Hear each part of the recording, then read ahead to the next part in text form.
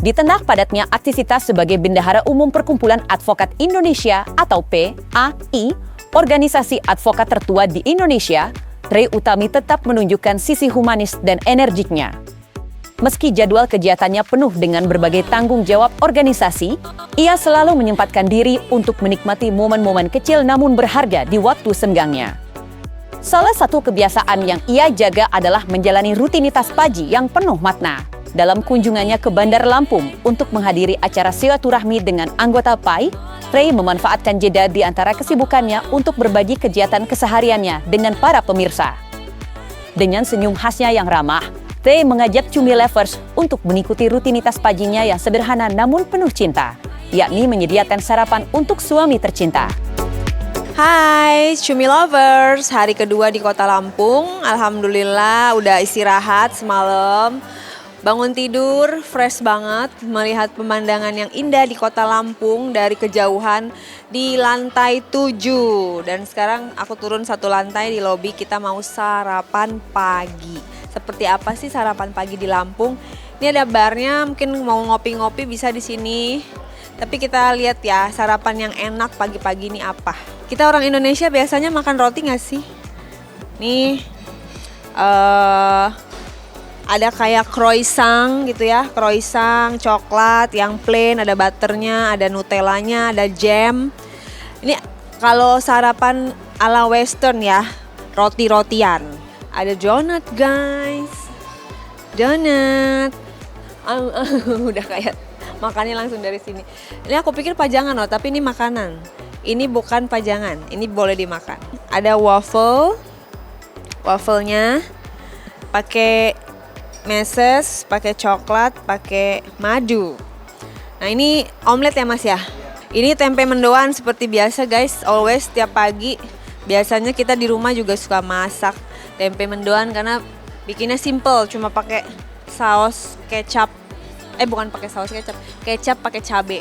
Nah ini bagi teman-teman yang sarapannya suka yang berat-berat, ini ada nasi, nasi putih.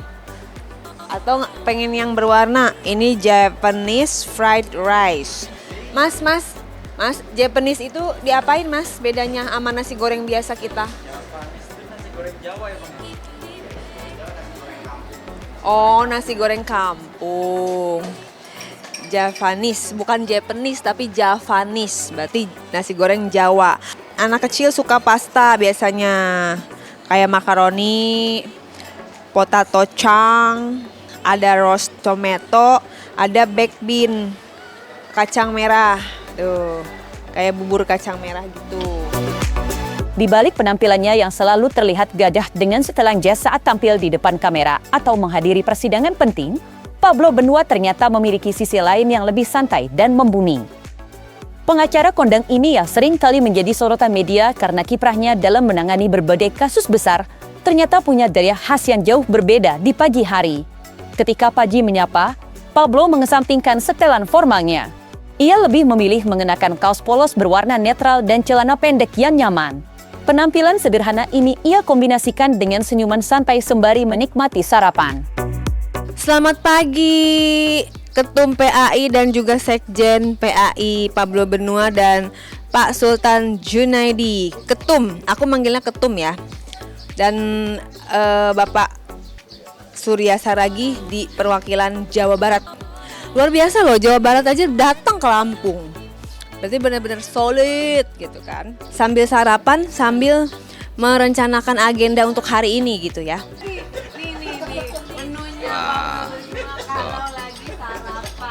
Ini lagi sarapan. No jaim-jaim. Tuh. No jaim-jaim. Porsinya memang pagi segini. Pagi kita segini. Karena hidup itu Ya. Jadi gua tuh ditodong ceritanya. Gitu ya. Nah, kalau pagi tampilannya jam 7 jam 8 kayak begini gitu. Gitu. orang advokat terkenal Pablo Benua juga menggunakan kaos oblong. Jadi kita budayakan menggunakan kaos oblong di pagi hari dan pakai celana pendek. Dalamnya nggak pakai celana dalam. supaya angin sepoi-sepoi. Loh, ini menunjukkan rasa santai itu kan, gitu sih. Jadi memang begitulah kegiatan kita sehari-hari. Luar biasanya sebenarnya yang mahal daripada pagi hari kita itu adalah kopi langsung siap 1, 2, 3, 4. Tuh. Soalnya dia malas bolak-balik gitu. Habis sarapan kita rencana mau mandi. Setelah mandi kita keluar kamar.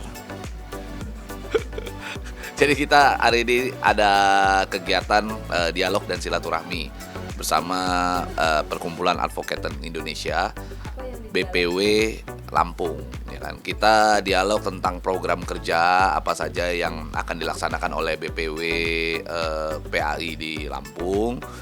Kegiatannya, bagaimana rekrutmen, bagaimana kita mensosialisasikan bahwa ada sebuah organisasi advokat pertama di Indonesia yang selama ini eksis gitu ya, dengan kualitas, bukan dengan sensasi. Asik.